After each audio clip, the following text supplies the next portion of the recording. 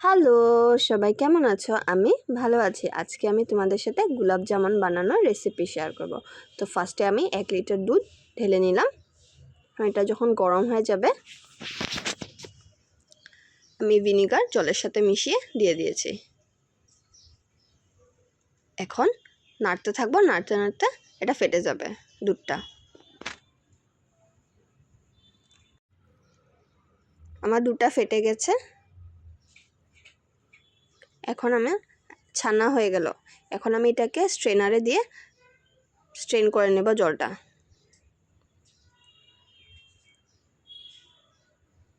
ছানাটা তখন গরম, তো আমি এক সাইডে রেখে দেব। আমি আগে শিরাটা বসিয়ে দেব। তো আমি জল দিয়েছি আর চিনিটাকে আমি গুঁড়ো করে নিয়েছি ফটাফট গলে যাবে বলে। এখন আমি খোয়া নিয়ে নিয়েছি, খোয়াগুলোকে গ্রেট করে নিচ্ছি। তারপরে ভালো করে মেখে নেব। আর ছানাটা এত সময় ঠান্ডা হয়ে গেছে। এখন ছানাটা আর খোয়াটাকে সুন্দর করে মাখবো একসাথে।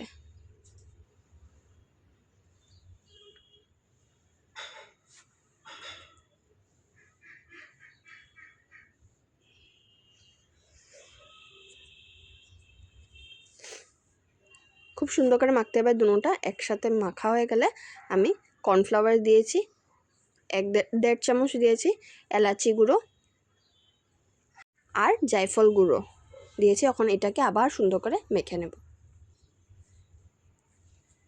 এটা এত সুন্দর করে মাখতে হবে যে থালটার দিকে এটা ছেড়ে ছেড়ে আসবে।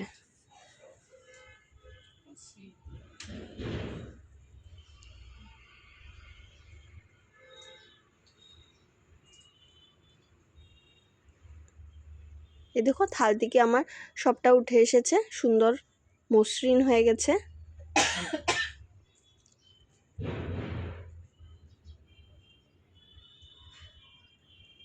এখন এগুলোকে আমি গোল গোল করে গোলাপ জামুনের শেপ দিয়ে দেব।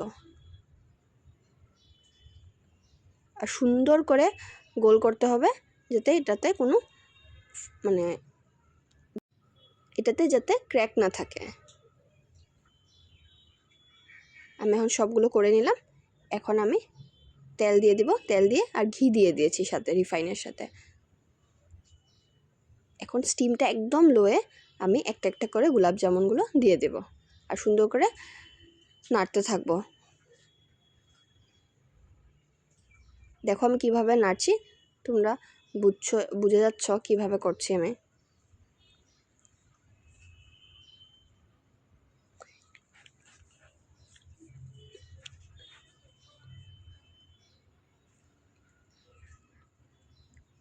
খুব বেশিও ভাজবো না, কেন কি এটা শিরাতে দিলে এটার কালারটা একটু ডার্ক হয়ে যায়। তো আমি দিয়ে দিলাম, দেখো শিরাতে ফার্স্টের স্লটটা, নেক্সটগুলো ভেজে দিয়ে দিচ্ছি আবার।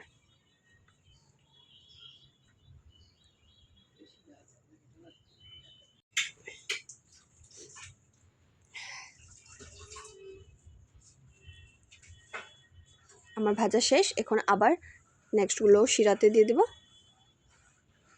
আমার গোলাপ জামুন রেডি হয়ে গেছে। এটা কমেও 5-6 আওয়ার্সের জন্য রেখে দেব। দেখো কি সফট হয়েছে, অনেক টেস্টি ইয়াম্মি হয়েছিল। তোমাদের কেমন লাগলো একটা লাইক কমেন্ট করে আমাকে জানাবে। আর পুরো ভিডিওটা দেখার জন্য ধন্যবাদ।